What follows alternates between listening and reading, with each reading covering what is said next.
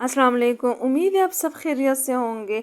आज हम ईद स्पेशल में वाइट पुलाव बना रहे हैं। इस ईद पे आप इसे ज़रूर ट्राई कीजिएगा। आप इसे जिसको भी खिलाएंगे तारीफ़ किए बिना नहीं रह पाएंगे। ये इतने मज़े के बनते हैं। और इस पुलाव में चावल के साथ मक्खन जैसे मलाई मुंह में घुल जाने वाले कोफ्ते भी शामिल करेंगे। तो आपने इसको ज़रूर ट्राई करना, अपना फीडबैक मेरे साथ ज़रूर शेयर करना है कि आज की रेसिपी आपको कैसे लगी है। तो चलिए इस मज़ेदार सी रेसिपी को बनाना शुरू करते हैं। बिस्मिल्लाहिर्रहमानिर्रहीम।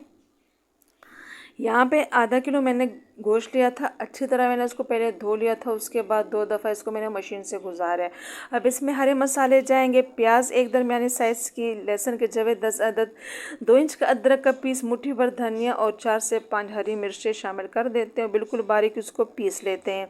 तो हमारे मसाले बिल्कुल बारीक पीस चुके हैं। अब इसमें शामिल कर देते हैं और हाथ से अच्छी तरह इसको मिक्स कर लेते हैं।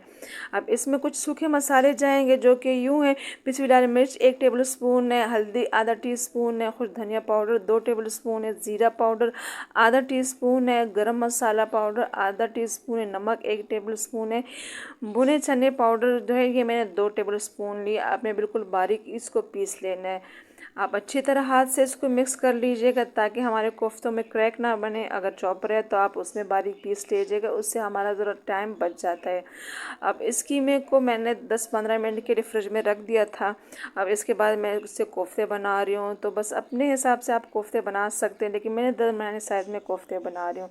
तो सारे कोफ्ते इस तरह बना लेते हैं। और अब जो है मीडियम फ्लेम पे तेल को गर्म होने के लिए रख देते हैं। तो जैसे तेल गर्म हो जाए तो इसमें कोफ्ते डाल लेते हैं और फ्लेम को जो है मीडियम हाई कर देते हैं। आपने हाई नहीं रखना वरना एकदम से जो है ये फ्राई हो जाएंगी और तेल भी हमारा जो है वो जल जाता है। तो आपने मीडियम फ्लेम पे इसको अच्छी तरह फ्राई करना है। आप देख सकते हैं हमारे कोफ्तों पे अच्छा सा कलर आ चुका है और 3 से 4 मिनट लगते हैं, लेकिन ये है कि आपने अच्छी तरह इसको लटते पलटते फ्राई कर लेना है।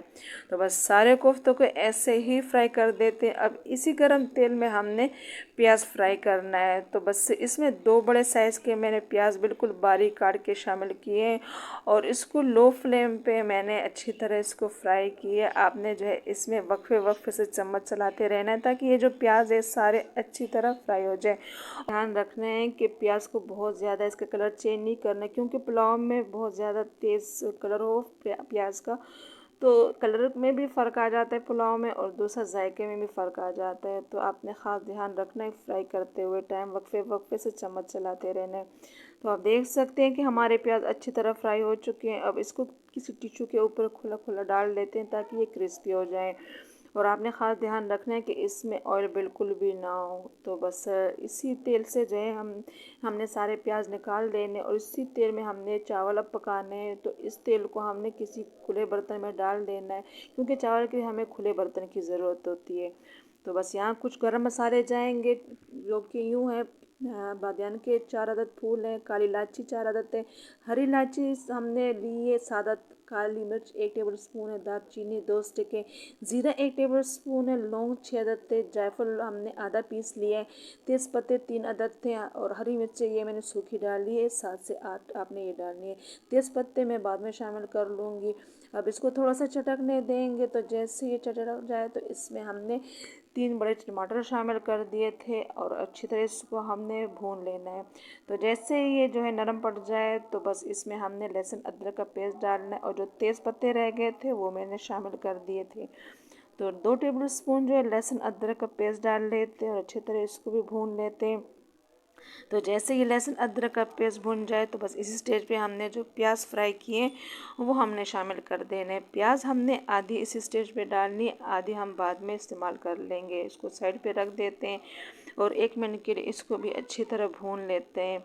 तो बस जैसे ये भुन जाए तो इसी स्टेज पे इसमें जो है हमने दही शामिल कर देना है। दही डालते हुए आपने जो है फ्लेम को थोड़ा स्लो कर देना है ताकि ये फटे नहीं।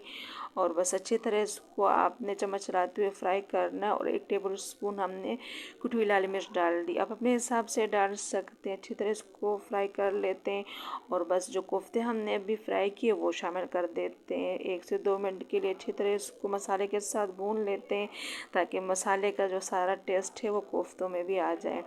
तो बस 1 से 2 मिनट के लिए इसको फ्राई करने के बाद चावल के हिस्से का पानी डाल देते हैं।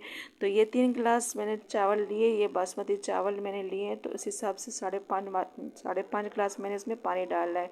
और ये चावल मैंने बासमती लिए हैं, तो मैंने इसको आधे घंटे के लिए भिगो के रख दिया था। अच्छी तरह इसको धो लेना है 2 से 3 दफ़ा, और फिर पानी सारा इसका निकाल देना है छलनी से। और फिर इसमें जो हमने चावल के हिस्से का पानी डाले इसमें शामिल कर देते हैं।